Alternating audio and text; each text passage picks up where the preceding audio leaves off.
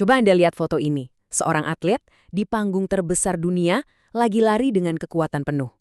Tapi, kalau Anda perhatikan baik-baik, ada sesuatu yang beda dari dia.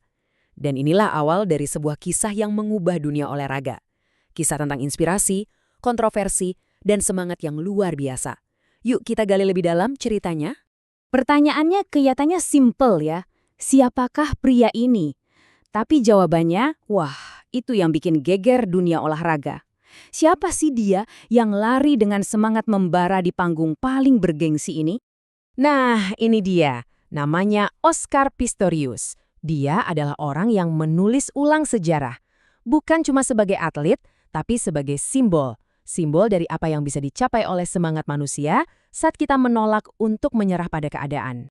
Perjalanannya yang luar biasa itu mencapai puncaknya di satu hari yang tak terlupakan di London. Oke, sekarang kita kembali ke momen itu, saat seluruh dunia jadi saksi sejarah baru tercipta. Ini dia detailnya, lari 400 meter putra. Di atas kertas kelihatannya sih cuma babak kualifikasi biasa, tapi bagi Pistorius dan bagi dunia, ini jauh lebih dari itu. Dia bukan sekedar lari, dia sedang membuktikan sesuatu. Dan dia berhasil, dia lolos ke semifinal. Di balik kecepatannya, ada inovasi teknologi yang luar biasa. Kaki prostetik dari serat karbon ini, yang punya julukan Cheetah, inilah yang memungkinkan dia bersaing di level tertinggi. Tapi ya, teknologi ini jugalah yang nantinya memicu salah satu kontroversi terbesar dalam karirnya. Mungkin Anda bertanya-tanya, gimana caranya seseorang tanpa kaki bisa sampai ke Olimpiade? Nah, untuk memahaminya, kita harus mundur jauh, kembali ke awal hidupnya, ke tantangan yang dia hadapi bahkan sebelum dia bisa berjalan.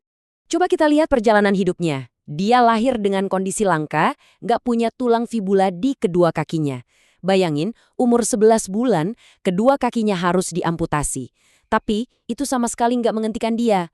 Jiwanya itu emang atlet sejati. Semua olahraga dia coba.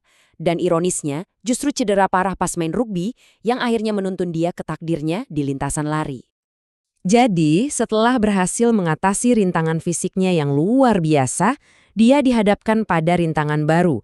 Kali ini sebuah perdebatan sengit tentang apakah teknologinya memberinya keuntungan yang tidak adil. Ini adalah pertarungan di luar lintasan. Jadi, sebelum London, sebetulnya ada Beijing 2008. Dia punya ambisi besar untuk ikut di sana. Tapi jalannya nggak mulus. IAAF, Badan Atletik Dunia, awalnya melarang dia ikut kompetisi untuk atlet non-penyandang disabilitas. Jadi, perdebatannya itu intinya cuma satu. Apakah bilah karbon itu memberinya keuntungan? Menurut IAAF, iya. Bilah itu katanya berfungsi seperti pegas, bikin lari jadi lebih efisien. Tapi Pistorius nggak tinggal diam. Dia lawan keputusan itu. Dia bawa kasusnya ke pengadilan olahraga tertinggi. Dan dia menang. Larangan IAAF pun dibatalkan. Dia membuktikan bahwa dia berhak mendapatkan kesempatan. Dan semua itu membawa kita kembali ke London. Setelah tahu semua konteks perjuangan seumur hidupnya, dari amputasi sampai perjuangan di pengadilan, momen kemenangan ini jadi terasa jauh lebih bermakna kan? Nah, ini dia angkanya. 45,44 detik. Mungkin bukan waktu tercepat hari itu, tapi setiap 1/100 detiknya itu adalah bukti dari perjuangan bertahun-tahun yang dia lalui. Dengerin deh kata-katanya sendiri, udah kerasa banget kan emosinya? Ini bukan cuma soal satu perlombaan.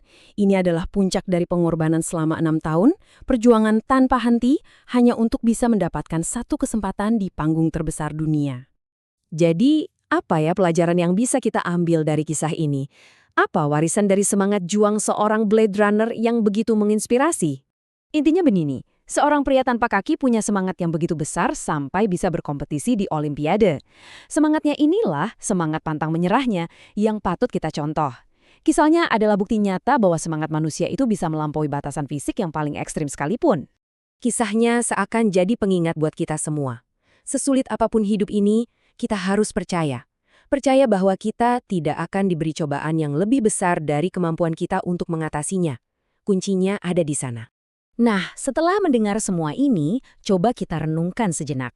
Kalau dia saja bisa melewati semua itu, kira-kira batasan apa ya dalam hidup kita sendiri yang sebetulnya bisa kita lampaui dengan semangat juang yang sama?